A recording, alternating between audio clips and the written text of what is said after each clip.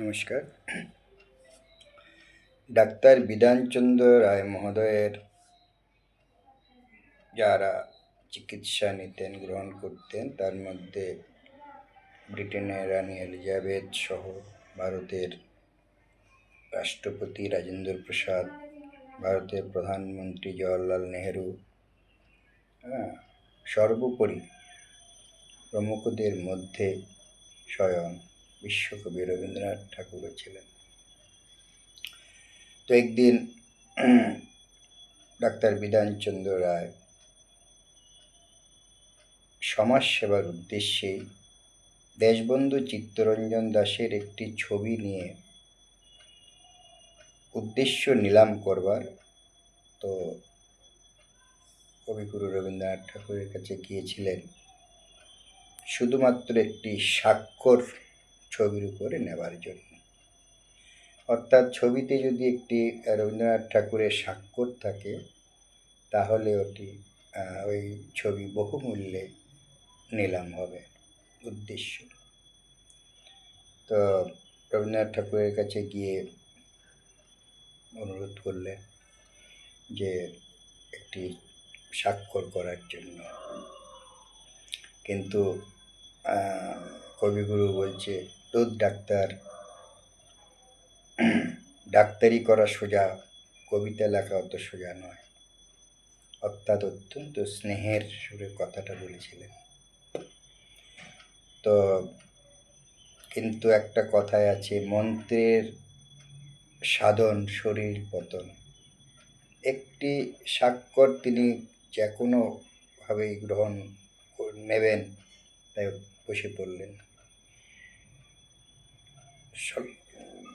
মানে খুব দ্রুততাতেই ডেকে নিল, দাও দেখি কি দেখ। তো স্বাক্ষর তো সেখানে একটি অসাধারণ কবিতা লিখে দিয়েছিলেন বিশ্বকবি রবীন্দ্রনাথ ঠাকুর। সেই কবিতাটি, এনেছিলে সাথে করে মৃত্যুহীন প্রাণ, মরণে তাহাই তুমি করে গেলে দান। সেই অসাধারণ কবিতা বিশ্বকবি লিখে দিয়েছিলেন, আর যার অনুরোধে লিখেছিলেন, স্বাক্ষরের পরিবর্তে একদম কবিতা লিখে দিয়েছিলেন, সেই মহান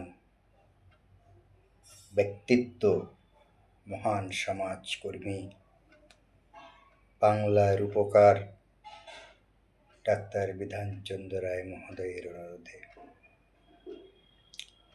ত্রিপিটকের একটি বাণী, রূপং শরীরামচ্চানাং কর্মকৃত্যে নাজিরতে। আমাদের এই রূপকায় শরীরের একদিন মৃত্যু হবে, ইহাই চিরসত্য, কিন্তু কর্ম কৃতিত্বের কোনো দিন মৃত্যু হয় না। তাই আজ আমার জন্মের 2 বৎসর পূর্বে এই মহান সমাজকর্মী বাংলার উপকার মহাপ্রয়াণ করেছিলেন, কিন্তু শুভবুদ্ধি সম্পন্ন মানুষের কাছে তিনি আজও অমর হয়ে রয়েছেন। এই মহান ব্যক্তিত্বের আজ জন্ম এবং মহাপ্রয়াণ দিবসে ব্যান্ডেল হুগলি মানব কল্যাণ সমিতির পক্ষ থেকে বিনম্র শ্রদ্ধাঞ্জলি নিবেদন করছি। আমরা প্রতিদিনই এমন মহামানব মনীষীদের স্মরণ করি। শিরে দেখতে পাচ্ছেন ডাক্তার বিধানচন্দ্র রায়ের প্রতিকৃতি রয়েছে অনেক মহামানব মনীষীদের মধ্যে। নমস্কার।